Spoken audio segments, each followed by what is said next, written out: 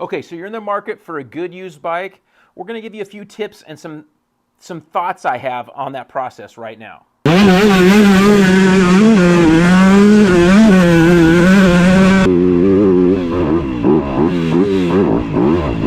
Okay, so the process of buying a used bike can be very daunting for people because there's lots of variables that go into it, and we've heard people getting ripped off or they're concerned. You got to be careful on all this. I'll give you some tips on what I think is best. I've been buying used bikes all over the place for many years and have had good results by doing what I choose to do. Okay, so first of all, we search a lot of different places, and the main place is Craigslist, which can have a bad rap because there can be some scammers, this and that. If I write somebody on Craigslist, I get their phone number and I call them on the phone and I'm talking to them like they're a regular person.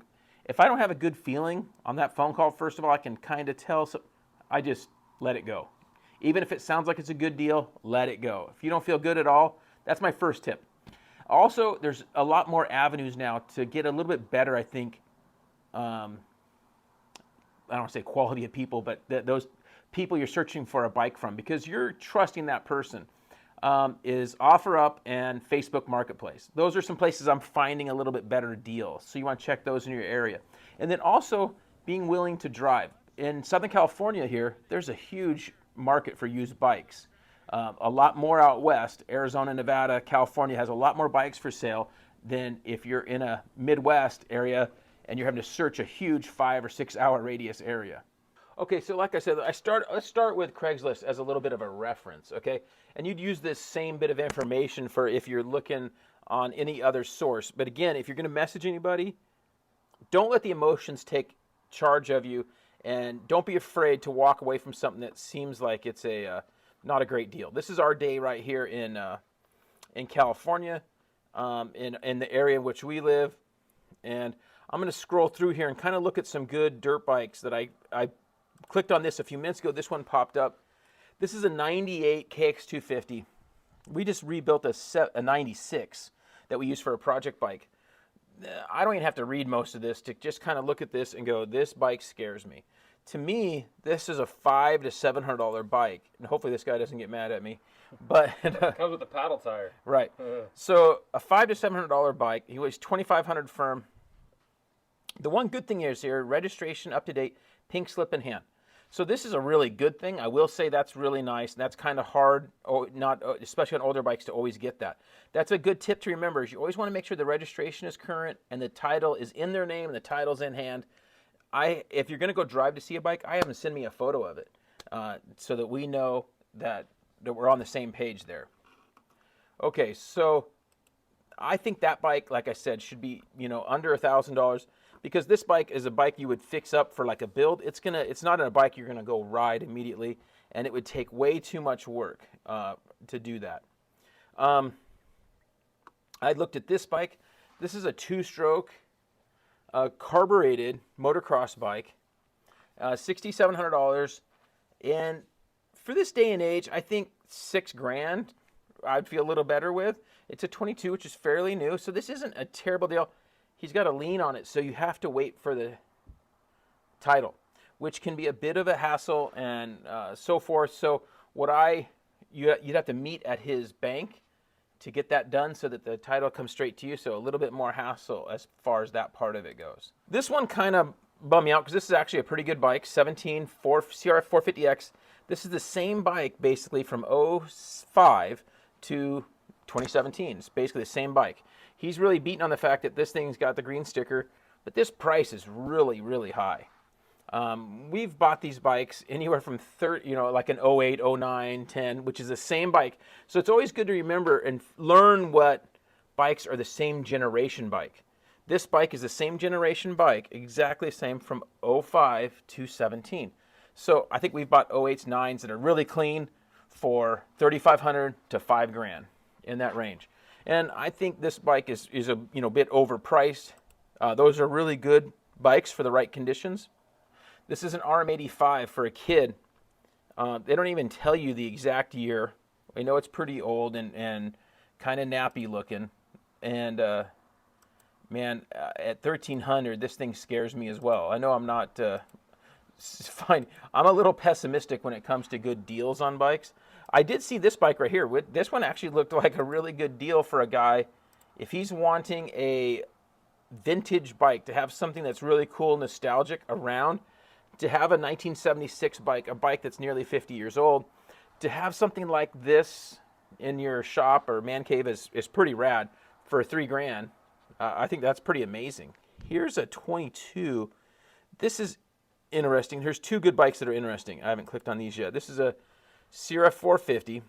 Now, this, I do like this, that it's only got 10 hours on the bike. He's already had the suspension done. You'd have to check with him and to see if the weight is close to you. That can be helpful. He's got numbers on here. It always bums me about numbers. Oh, you're going to love this. This is one of my favorite things I see that happens a lot. What's going on with the front brake line here? Oh, man. On the wrong side. That's awesome. So when he had the suspension off, he put the front caliper back on, and he put it on the wrong side. That's awesome. So I'm thinking he might be a little bit, whoever put it together, maybe a little bit more of a beginner mechanic. Didn't catch that. So that's something I see that on Craigslist quite often. I catch that. So that's telling me maybe this thing wasn't raced heavy. There it is again. So anyway, I think this bike, $8,000 nowadays for a 22 can be pretty good. Again, make sure about the title and registration. 2020, so fairly new, KX85. These bikes are the same from 14 or so. I remember Spencer did the original test on these bikes when they switched it in 2014 to this newer generation KX85. I guess I'm not terrible with that price for it's fairly clean. Sometimes things can look really clean, but you got to really go take a look at it and see how much paint is worn off the frame. Look on here. Is he wearing away that case? I mean, let me look at this. You got this separate case. You got new chain and sprockets and tires. That's nice. Also, something that happens is maybe people use old photos of bikes. You always want to maybe ask for more photos of the bike that they can take really close up to see like if the frame paint has worn. He's got frame tape on here. So, you know, I think this isn't a terrible deal on this bike, but I would feel happier at, you know, 500 or 1,000 less. But that I think I feel that way about anything, right? So that's a good one. This is a good bike right here. These are TTR 90s. Now, this one, I said it's a good bike, but this one's a little rough. You know, the front fender's been folded a couple times. See that white mark right there in the fender? Look at the seat. Looks a little tweaked. You're good now. That's right. Okay, so I don't like that it has the aftermarket exhaust and it's kind of raspy. And the bars and levers, I think they got big. Yeah, they switched the bars out for big boy bars. I prefer, if I'm going to buy a TTR or a CR, small bike for a kid, I prefer to find a stock one. You know, you don't want one that's been ridden by teenage boys or 20-something-year-old boys. You want one that's just been putted around by kids and with the stock bars and setup. I would shy away from anything that has that stuff on it. Oh, there's two good bikes right here next to each other. We'll probably stop it here. We could go on for days, huh? This is a 2000, so it's a 23-year-old bike, but it's a street legal. One nice thing about these XR650s, this one is plated in California. I assume California. He says plated. Oh, he's covering up the plate. I can't tell if it's a California plate, but I'd feel better with this bike. You know, honestly, probably like $4,000, 40. The price is higher because of the plate. He's adding some pretty high value there because of the plate. But these Hondas, those Liquid Cool 650s, those bikes will last a long time. Really good. Here's one of our favorite bikes out. Let's see what this thing looks like. It's a 21 350 SXF in Menifee, so this probably is going to come after me if I say anything bad. I don't know who this is, but he says odometer broken. So I'm wondering if he's going to say his hour meter doesn't work. Yeah, so... You've got a moto van, too. That's always something to look out for, the right. racers. So he's a racer. They got a stack of bikes in the garage. So this one I might be a little worried. This is a bike I'd feel better if this thing was $5,000, you know. And I will preface this by saying anybody that's selling a bike for a bunch of money, hey, I'm not going to take it away from you. I get people, I don't try to talk people out of, you know, selling your bike for a bunch. If you think you can get a bunch, you go for it. He says this one looks brand new. It's a 450 SXF. It does look really clean, but a lot of cleaning. There's no nicks on the swing arm here. That's really nice. I'm kind of wondering if he took his aftermarket exhaust off and threw this stuff on and threw some new plastic on. I don't know, but it does look really clean. And $7,300, I don't think it's a terrible deal nowadays for a 450. So you get this thing for $7,000. That's a pretty good 450. So if the guy's looking for a 450 motocross bike, that's it right there. Oh boy, this is tough right here. Oh my gosh, we've had a couple of these CRs over the years.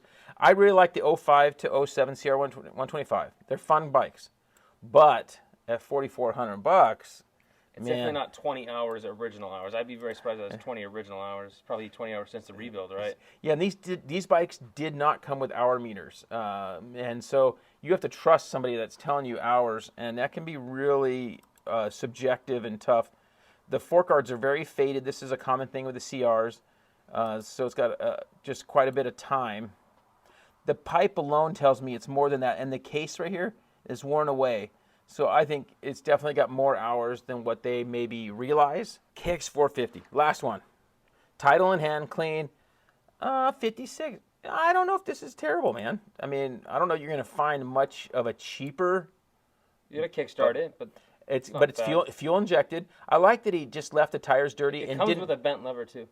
Oh yeah, that's nice. That lever is good and bent. Yep. So Spencer's noticing the good stuff. So okay, so that's a lot to take in. You can kind of see my mind process when it comes to analyzing and thinking of used bikes.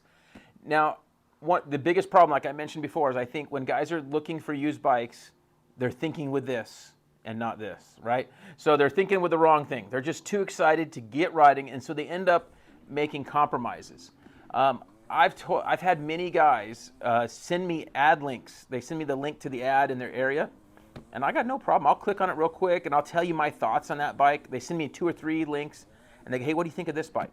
And if I know what type of riding they want to do, I'm glad to just write you back and go, hey, I would choose that 2015 one rather than the other one. Or I'll say, hey, I would stay away from both those bikes.